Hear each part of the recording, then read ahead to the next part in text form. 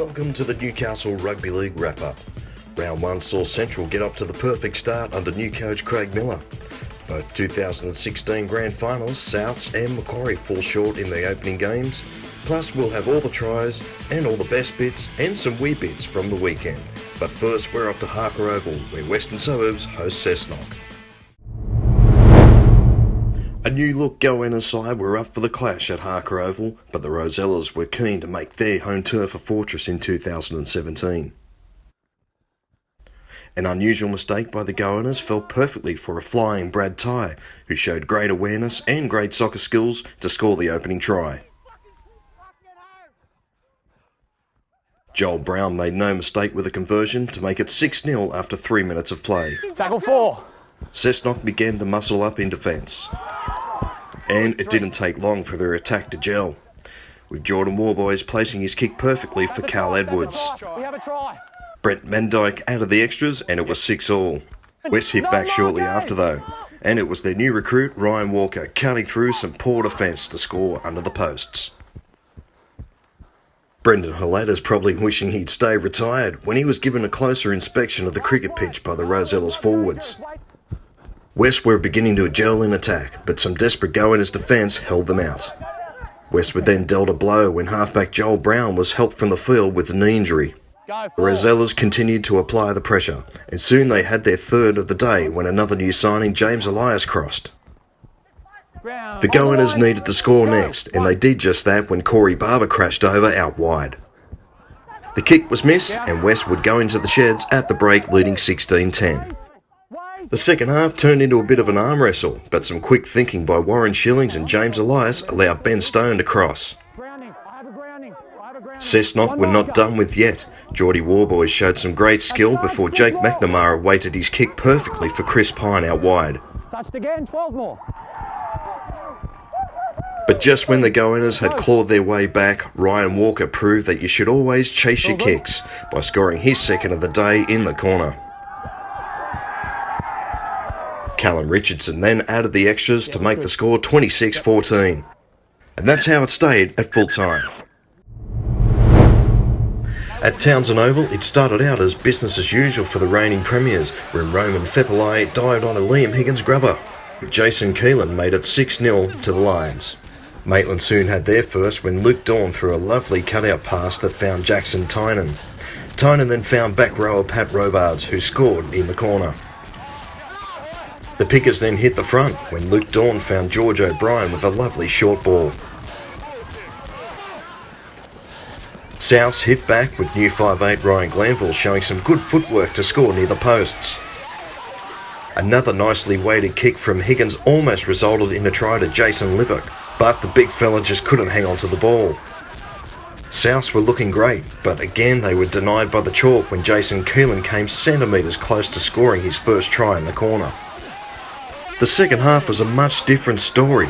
Just 5 minutes in, Michael Dent scooted over from dummy half. Blake Birch converted the Dent try and the Pickers were back in front 14-12. Maitland had found their rhythm, while Souths were looking out of tune.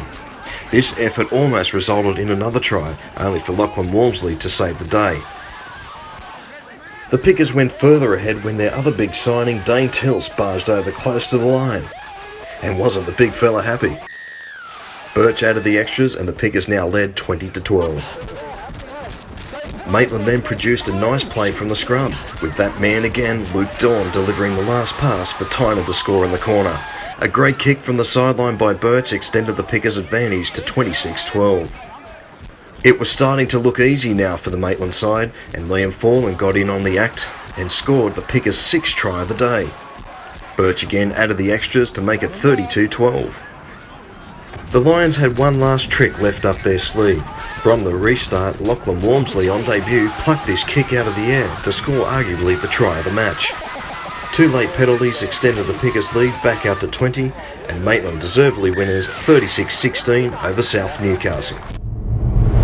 I thought to be in the game at 12-8 at half-time with the amount of football we'd given them, our defence was great. We scrambled pretty well there, and we were pretty lucky to hold them out as well as we did. And we spoke about half-time, just controlling that ball, getting through our sets, and probably that's where a lot of our young guys have got to learn from the experienced fellas that we can get through our sets and match it with most sides. So yeah, it was pleasing. Second half, I thought we were a lot more relaxed and a lot more composed football team.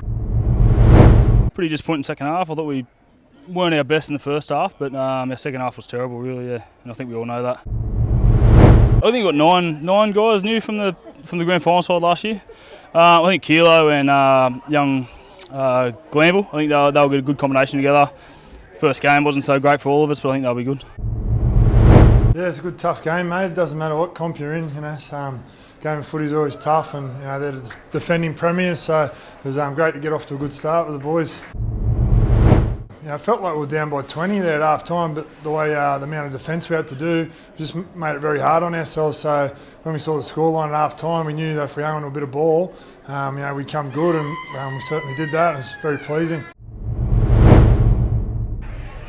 Central travelled to the graveyard hoping for a strong start to the season, and they got just that when Ethan Cook popped a pass to Nathan Taylor, who found Jared Knott in the corner.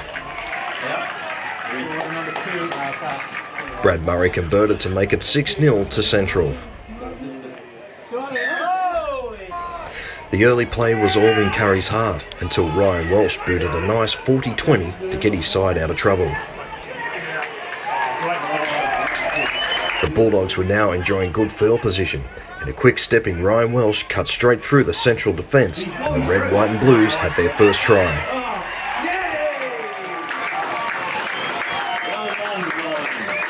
Kate Hardy made no mistake with the conversion, and it was locked up at 6-all. Central were back in front soon after though, when Jake Davis charged through the line, and backing up was Jace Delaney in support, who scored next to the posts. Murray made it 2 from 2, and Central were in front 12-6. Central soon extended their lead when some good hands put Jared Knott over for his second of the day.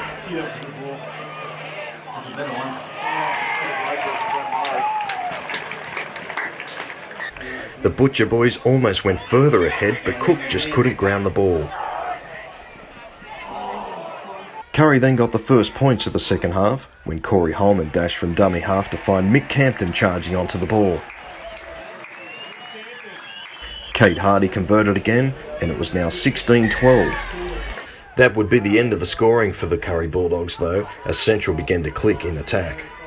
This backline movement almost led to a try to Jared Knott, which would have been his third for the day, only for referee Mr Taylor ruling a forward pass.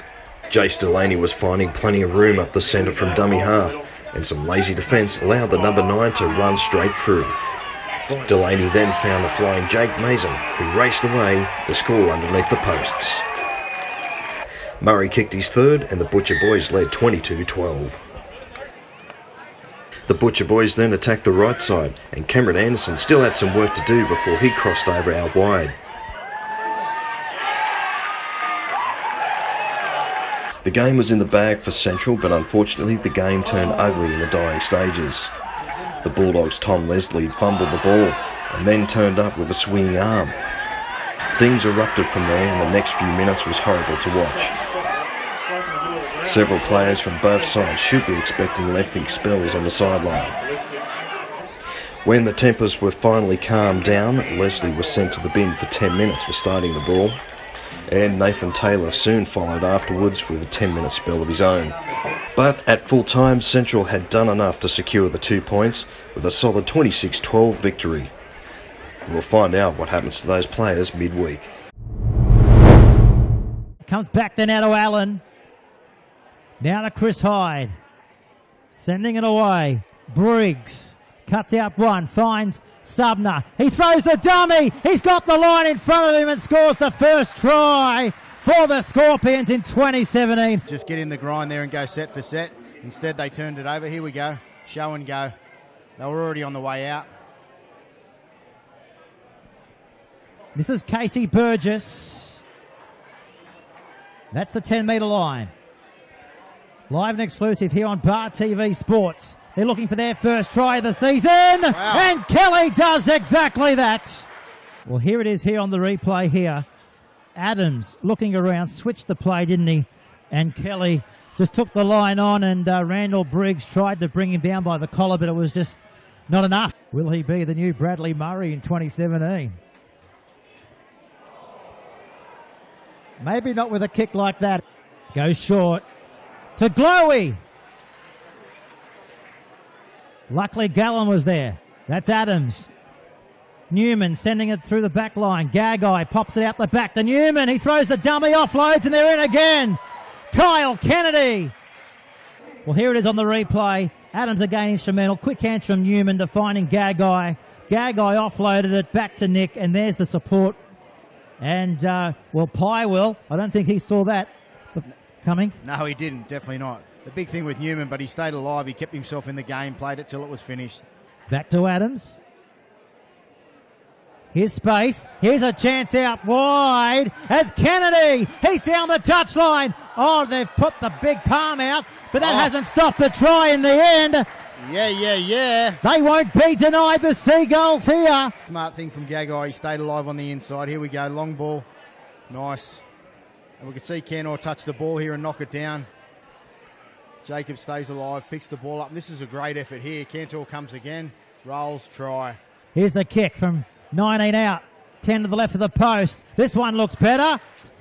Out the back door to the left-hand side of the field. Here's a chance out wide. It's just a matter of putting it together. Jeffery does. They're back. And back with a vengeance. Yes. He'll be a little bit dirty on that. We can see it unfold. Briggs brings two under. We can see Lakes just aren't defending together there. 15 metres away, Lakes United. Adams, he'll kick. It's in the in-goal area. Pye can't get to it.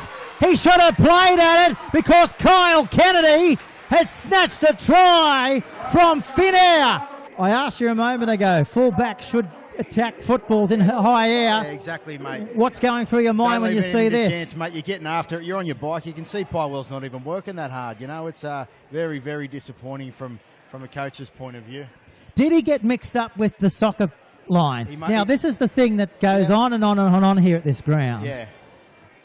Coming here, should they just get rid of that soccer line? Yeah. Now, can we have another look? There it is again. Now, he's pointing to it. He's thinking that's the line. The first line here is the dead ball line. Yeah, he probably is, but then at the end, I think that he's thinking that he's put it out or touching goal. So, Yeah. but, mate, he's got it in the field of play for sure.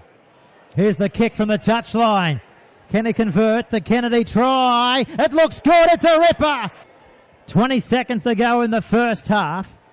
Hoggets, Kelly, Gilmere straight through, right on the bell of half time. This is it on the replay. Sorry, it was Kelly. Kelly went to the line and just held the ball up, but Gilmere runs a great strong line there. Randall Briggs takes on Marsh. Now, Lakes have come up with the football. You don't see this every day of the week, but the big fella's downtown. He's inside the 20. Cover can't get him, but his foot pays too much for him in the end. He's put his foot in the touch. Cuts out Gallen. Sumner. Short. Madsen straight through the gap. He'll pin the ears back and get there. Yeah, it's pretty much man on. They should go out and get him. Matt Craig couldn't get quick enough, could he? No, definitely not. Giving it away back to Hinton. They'll kick. It's come off a Seagull. It's going to be play on here. And now the Seagulls, they're going to go over the halfway line. This is Kennedy. He beat one. He beat two. He got it back to Casey Burgess. Burgess towards the line. Oh, he's brought down. What a try-saving tackle. That's exactly what Macquarie were thinking. That's why he offloaded and he put him in a hole. Oh, he's forced a turnover, Adams. Good shot. What a great shot. He's absolutely given it a swaddling. The Battle of the Lake, mate, the local derby. He will see Adams get off the line hard, turn the momentum. That's a great shot. Jacob Gagai to Adams, to Newman. Now to Randall. Randall's over. Nice little set piece down the short side. We see Adams duck out. There we go, one-on-one, just muscles his way over. Subner, not going to advance them much on the scoreboard. Jeffery reaches out. And try time. Yeah. Well, there it is. Sullivan giving it away. Aylett says, yeah, that was a little bit high. Time off here. as he's going to have a chat to Gallen. Just telling Gallen, he's put him on report too. Just have a look at the replay here. Just across the throat, mate. I think he'll get away with that one. There's the siren. It's all over. Round 1 of the Newcastle Rugby League. It's done and dusted for 2017. Lakes United too good over the Macquarie Scorpions by 32 points to 20. So there you have it for round 1. Maitland Pickers on top of the table, followed by Central, West and Lakes. And last year's premiers South Newcastle at the bottom of the table. Next week, Cessnock is at home to South Newcastle, Curry host Western Suburbs, and Maitland Pickers travel to Scorpions' home ground, Peacock Field. And on Sunday, Central Newcastle take on Lakes United. Tune in next week for Bar TV Sports Newcastle Rugby League Wrap-Up.